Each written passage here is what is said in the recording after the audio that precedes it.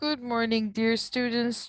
Today we have the birth of Paul, and we have yet another battle.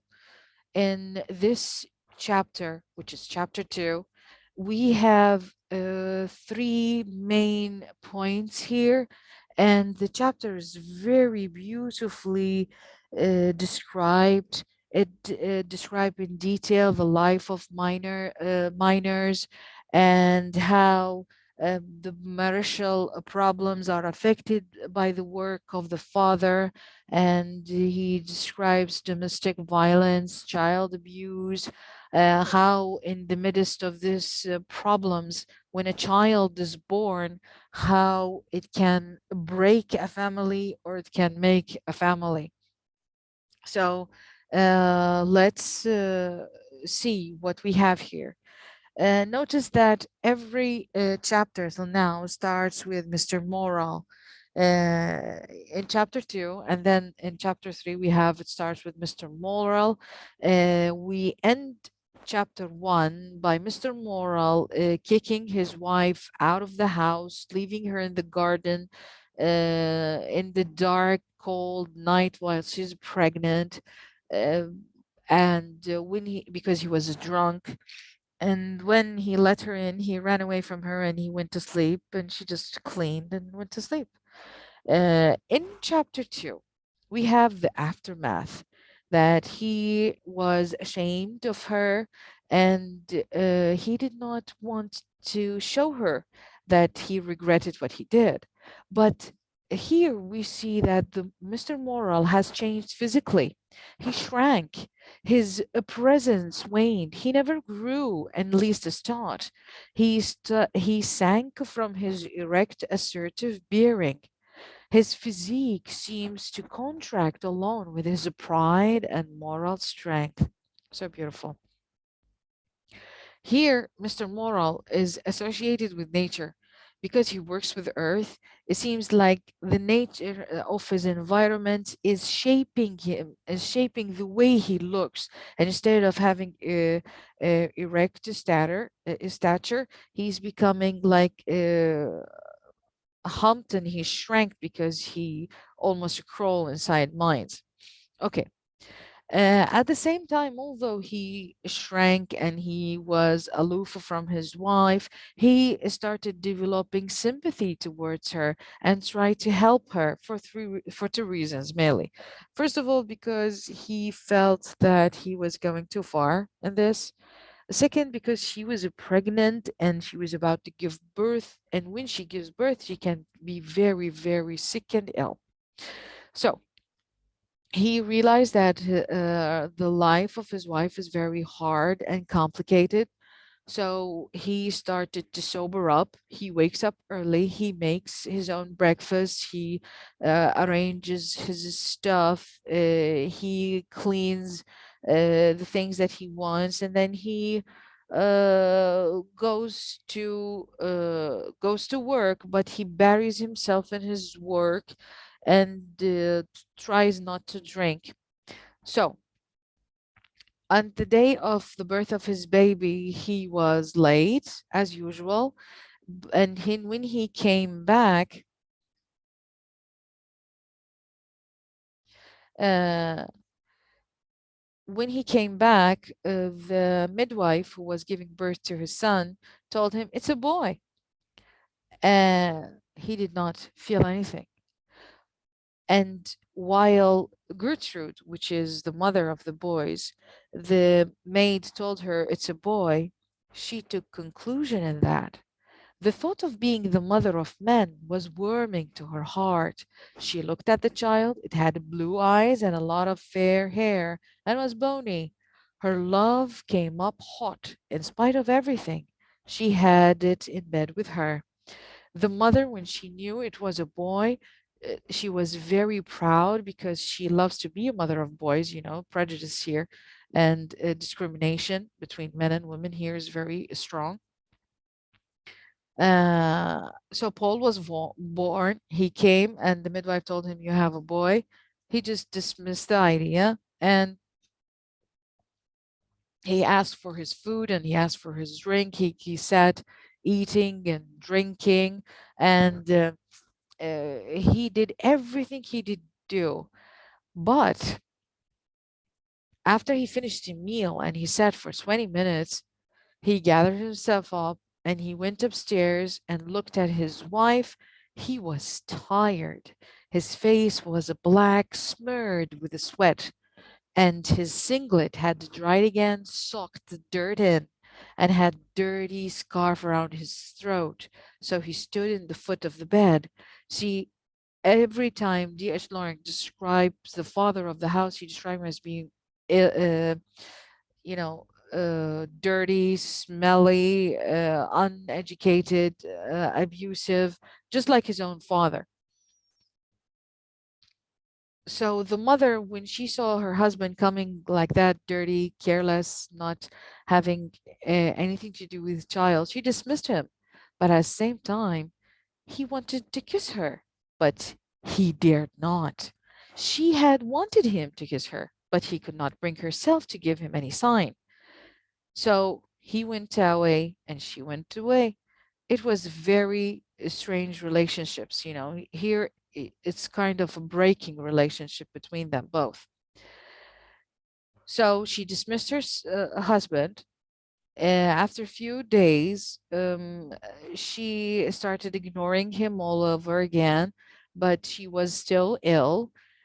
In the meantime, there was a clergyman. He's called Mr. Heaton.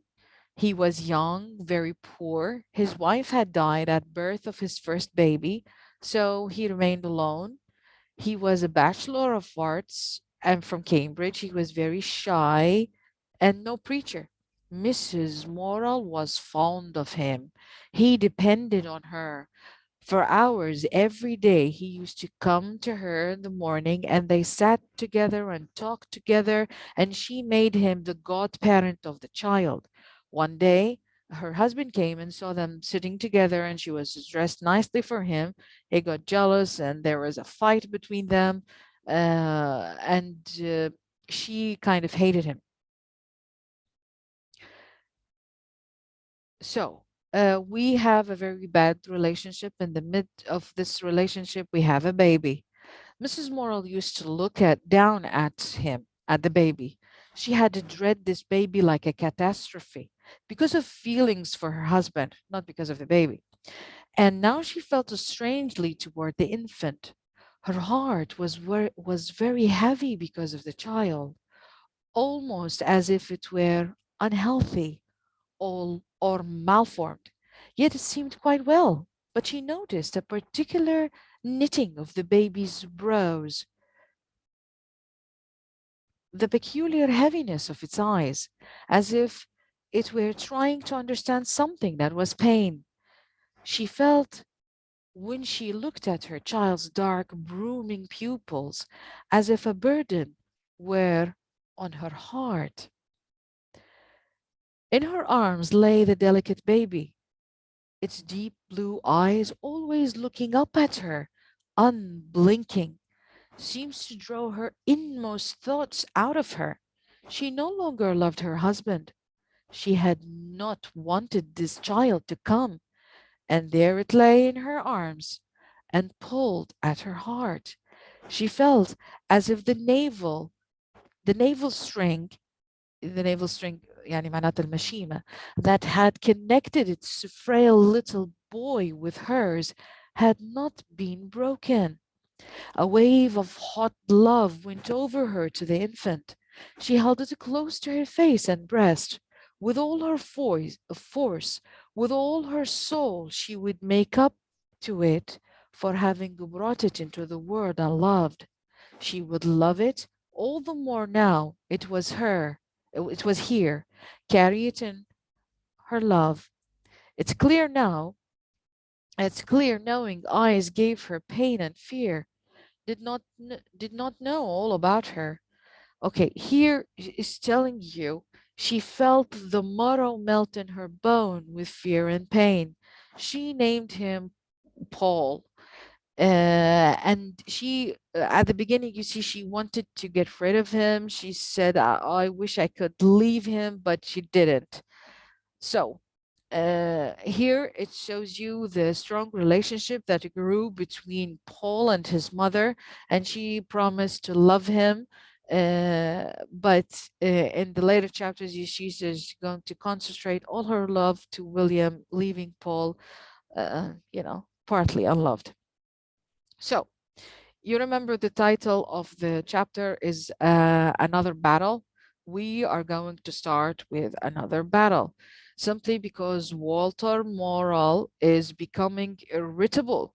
She his work seems to exhaust him. He did not speak civilly to anyone because every time he comes in, the wife does not like him. She's completely concentrating on the children, ignoring him. So whenever he comes, she, the mother, wishes that death will come to the family and not to see him.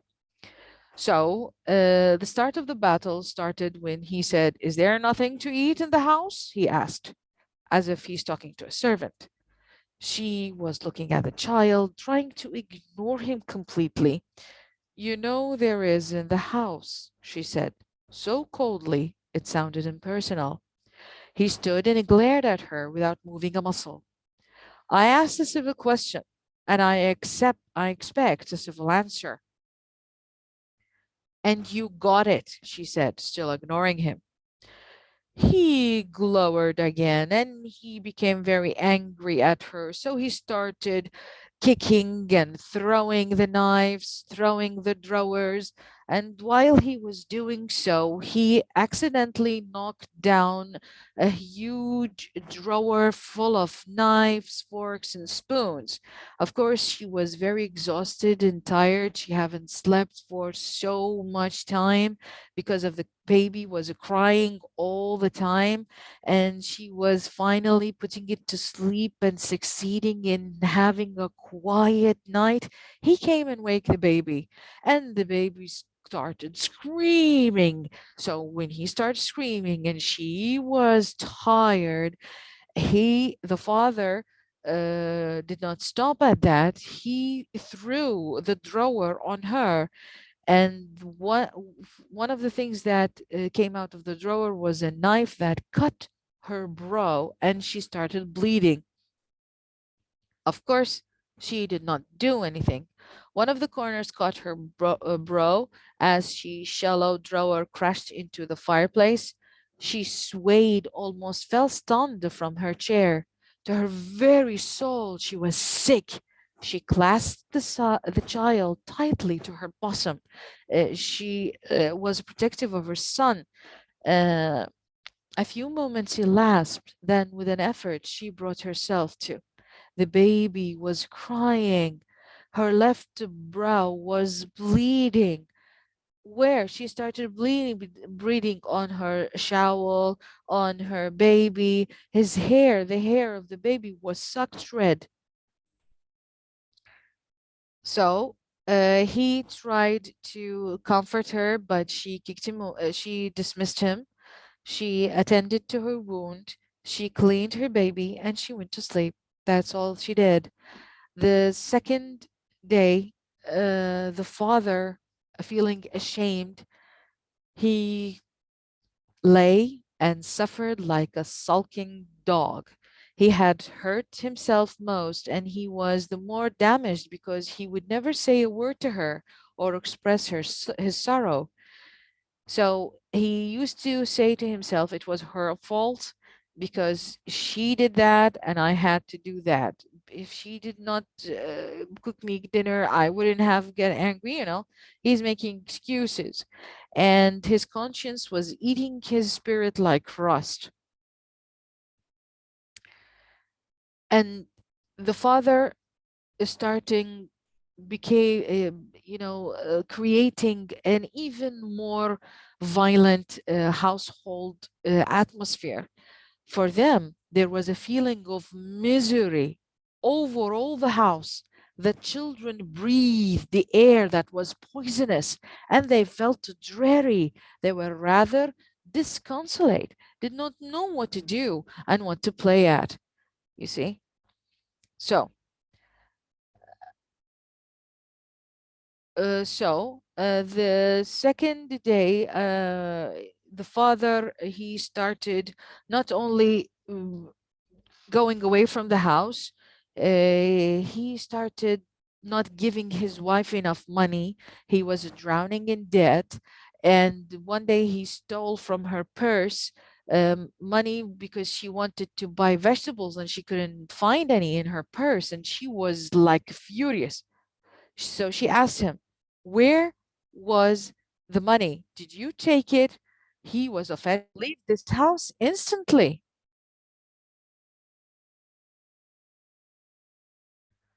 I will leave this house in an instant." So he left the house. He left the house and he took a bundle and he went outside. He told her, she replied, "I will be before I want you." Here he told her, "I'm going to go away and you'll regret not having me." She told him, "I will not have time to regret it because I know you'll come running back." So he marched out of the house, taking his bundle, and he left. She was she felt comfort because she doesn't like him. She hates him. But at the same time, she thinks, what if he went to some other pit, obtained work, and got in with another woman? But then she know him too well. No one will take him in. Next day, the children asked her, "Where is dad?" She said, "He said that he's going to run away." "Where to?" She told her he took a bundle and I think he will come back at dinner. The children cried their heart out and they were calling for their father. But of course, by the end of the day, the father came in and told her, "Okay, I have nowhere to go but here." So she won the battle. You see that is, although the whole family lives in a suffocating, domestic, violent place, it's strange that how the wife always keep good reputation of the father. She never tells them bad things. For example, the next day when they saw their mother's face was cut and hurt, they told her, "What's wrong with you? Did he hit you?" She said, "No, he did not hit me. I was injured." And that's it. Hit my head and that was it. So that was the end of the battle in chapter 2. I'll hope to see you in chapter 3. Thank you